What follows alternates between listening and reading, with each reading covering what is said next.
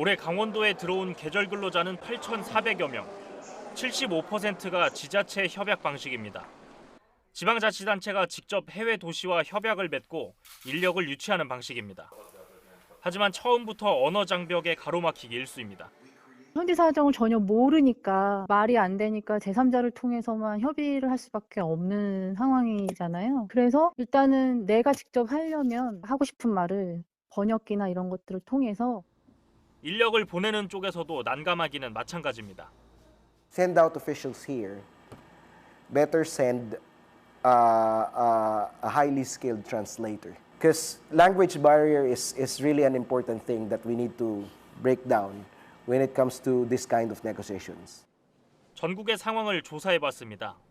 전국의 시군 가운데 절반이 넘는 140곳이 협약 방식으로 계절 근로자를 받습니다. 그런데 3분의 1 가까이에는 선발해둔 통역 인력이 전혀 없습니다. 40% 이상은 단 한 명뿐이라고 밝혔습니다. 통역 인력 수를 실제 계절 근로자 수와 대비해봤습니다. 충청남도 지자체의 올해 계절 근로자는 11,000여 명, 반면 통역 담당은 14명입니다. 통역 1명이 800명 넘게 책임져야 하는 셈입니다. 14,000명이 배치된 전라남도 지자체의 통역 담당은 22명, 통역대 근로자의 비율이 1명 대 640여 명에 이릅니다. 이 관리의 빈틈을 브로커가 비집고 들어온다는 지적이 나옵니다. 관리할 수 있는 역량이 없다 보니까 사실상 그 지자체 공무원분들도 이 브로커들이 개입하는 거를 그냥 되게 환영하신 거죠. 하지만 정부의 관리는 엉성합니다. 그동안 계절 근로자 관련 업무는 여러 부처로 쪼개져 있었습니다. 지난해 통합 전담팀이 만들어졌지만 담당 인력은 5명뿐입니다.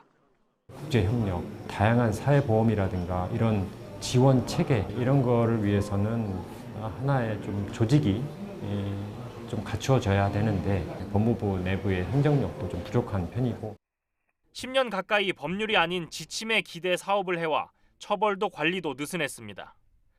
브로커 개입이 드러나도 마땅한 처벌 규정이 없었습니다. 근로자 배정 제한 등 행정조치 역시 올해에서야 처음으로 이루어졌습니다. 자기들이 인증받은 것처럼 소셜미디어에 굉장히 유포하고 있습니다. 그걸 없애려면 가해자, 브로커 행위에 대해서 아주 엄격한 잣대를 들이대고 강력하게 처벌하면 됩니다. 정부는 올해 처벌과 전담기구 설치 등의 근거를 담아 관련 법률을 손질했습니다.